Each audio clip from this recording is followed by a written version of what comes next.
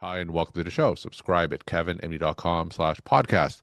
Today, we welcome back Faust Ruggiero. He's a clinical psychologist, and today's Kevin MD article is How to Rewire Your Brain with Positive Language. Faust, welcome back to the show. Kevin, it is a pleasure to be back with you. Thanks for inviting me. All right, so tell us what this latest article is about. Kevin, and it's the latest book also. I decided, I'm looking at the way people are thinking, and I keep, as I talk to people, I say, we think with language. So common sense would tell us what we're doing in our heads alone is going to translate into how we think and our self-image, how we portray ourselves to the public, how we behave. So getting that language into a more positive way, a positive delivery is a really nice thing to do when you want to feel good about yourself. All right, so give us an example of what you mean, or how does that play out in action? Well, there are two ways. So we can introduce the language. Something happens. Yeah. I'm with my boss or I'm with my significant other, and they do or say something that gets me a little angry. Now I can confront it real quickly, really nicely, or I can start spinning it in my head, which Hmm. many of us do. We don't get our thoughts out. Now we start playing the whole scenario out. And this is what they said. And then for some of us, we'll even have an internal conversation go into, with what we think is going to happen if we confront them. We've already told ourselves what they're going to say, and it gets very negative. Now we feel the anxiety. Now we feel Hmm. the stress and the anger. And either we swallow it and it keeps on repeating, or when we do introduce it, it comes out in a way that isn't so productive. All right. So the way people process language, is it something that's innate or genetic? Or is it something that's learned? Tell us the reason why sometimes people process language more negatively than others. I think a lot of it's learned. I always talk about how we train our brain, Yeah. and regardless of what day it is or how we think about life, every day is a new training experience for the brain. It's going to be presented with new stimuli. And that's going to be assimilated and accommodated in our brain. And so the key here is to try to make that training experience a conscious one. Okay, instead of just acting on autopilot. Hmm. Something happens, it triggers me, and the thoughts start going. I might want to pull back and say, "This happened. Let me look at this and think and decide how I want to think about it and what I want to do with it instead of automatically spinning." Applying that conscious thought retrains the brain to get away from automatic negative internal dialogue and points it in the direction of something that is a little bit more controlled by the person. So give us an example of that. So let's say someone receives language or hears language and comes up with a thought that can be perceived as negative. So you said that we need to be more intentional in terms of how we process that. What would exactly that look like? It is the great question. I'm glad you asked it. Something happens, and okay, I someone does something, or it's just a condition in my life that I keep on playing in my head. I have two options to go with it, or if I'm going to be conscious about it, I'm going to take a three-step process. Hmm. A, I'm going to say to myself consciously, I'm not thinking about that anymore. Hmm. Not going to do that. Then I'm going to switch my topic. Instead, I'm going to think about it this way, or I'm going to think about this other thing. And then step three, I'm going to develop that conversation in my head. Now, when you talk about a training program for your brain, you just did exactly what you needed to do. You stopped the Hmm. negative, you decided on a new route, and you are now developing that. Now your brain over time that will normalize that linguistic pattern instead of the automatic negative conversation. And if you keep on doing it, it won't happen in a week or a Yeah. month. You know how that works with neurology. It's going to take a little while, but if you keep on doing it, eventually your brain will adjust to it. The important thing I tell people is you're not going to do this and automatically it's going to stop. Yeah. What you're going to find is it's going to reappear, and then you repeat the process and you repeat it as many times as you have to to get yourself thinking about something new or thinking about it in a different way.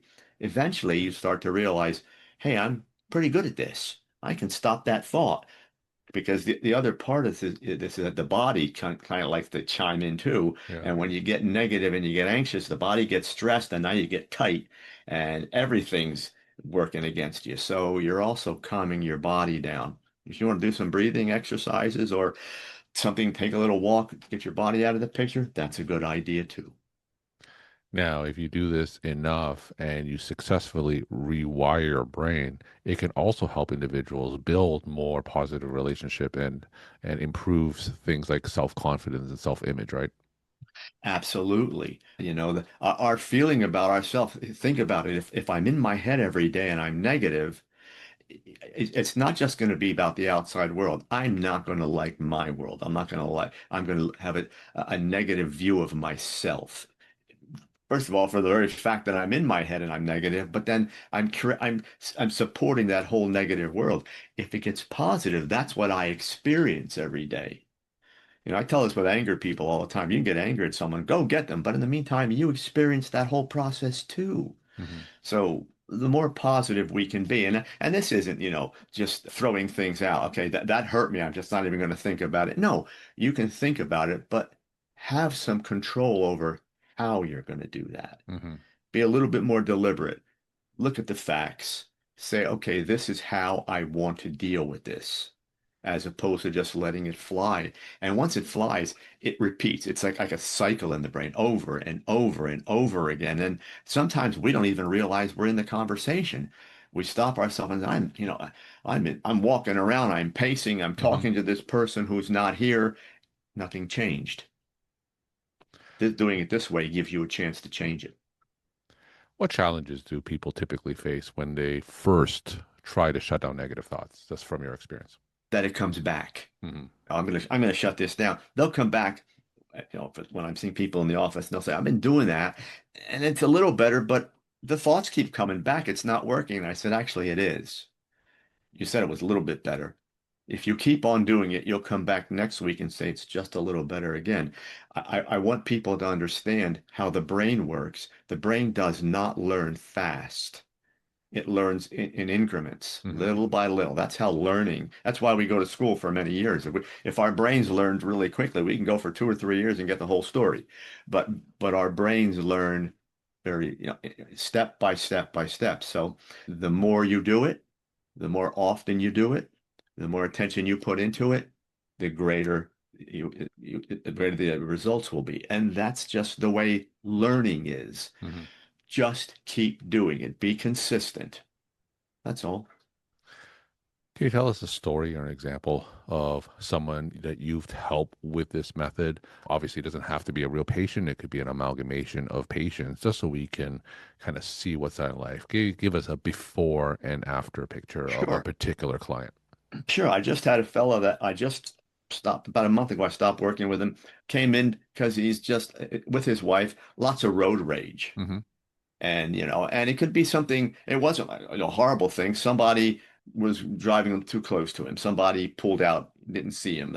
And the language would fly and the window would open up and the finger would go out the window. And when we looked at it, I said, "That's all that gets you that angry?" And she says, "No, he's that way all the time. He's always got negative language going." So I said, "Let's not focus so much on road rage. Let's focus on your internal dialogue. Let's start talking, thinking about what you're thinking." Well, little bit of an abuse history, drank a little too much, and was a guy that just trained his brain over the years without even knowing it to fly off the handle and just let out whatever was on his mind. So we attacked all this and said, let's take a step back. Every time you get angry, take a step back and say, okay, do I want to be angry? What do I want to do here? Now we got conscious thought in the picture. Then we said, okay, if there's something that has to be addressed, calmly address it. Hmm. Let's do that.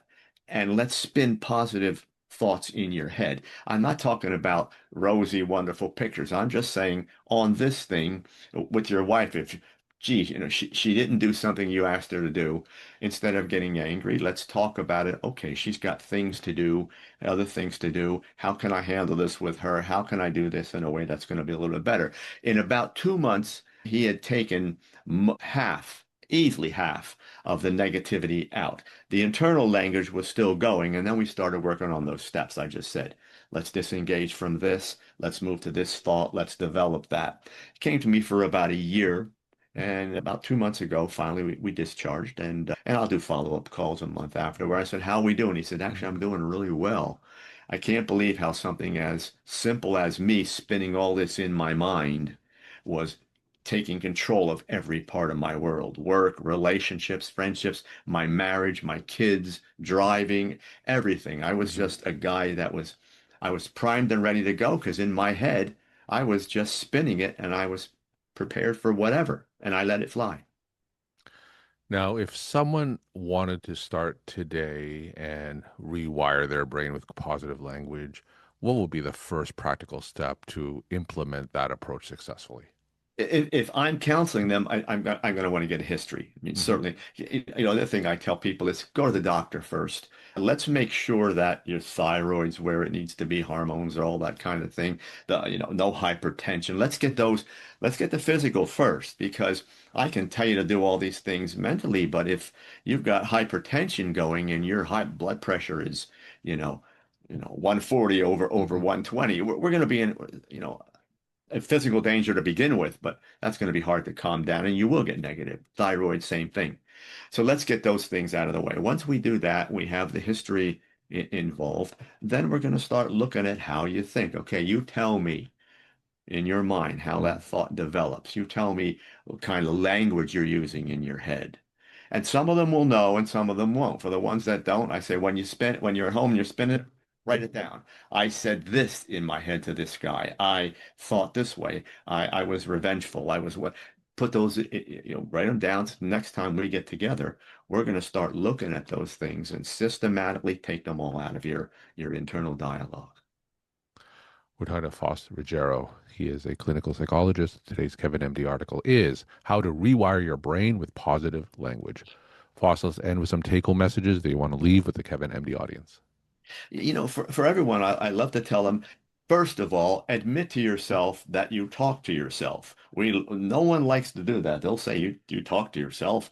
We all do. Again, think about it. If you're thinking with language. Okay, so know that we're all doing it. Then take stock and be honest with yourself is the next part. Am I getting a little angry? Am I a little more negative than I want to be? How do we measure that? Am I happy every day? Hmm. If not, then probably that internal stuff is a problem. So let's look at that. And then the third step is you try to work the things I'm telling you. If you can't, go get some help. Go talk to someone. Get those internal thoughts out of your head with someone you can trust. A friend, a family member, a counselor, a professional, whatever. But get the thoughts out of your head. Get a fresh set of eyes on them to help you see what you're doing and if there's some changes that need to be made. Faust, thank you so much for sharing your perspective and insight. Thanks again for coming back on the show. My pleasure. Thanks very much.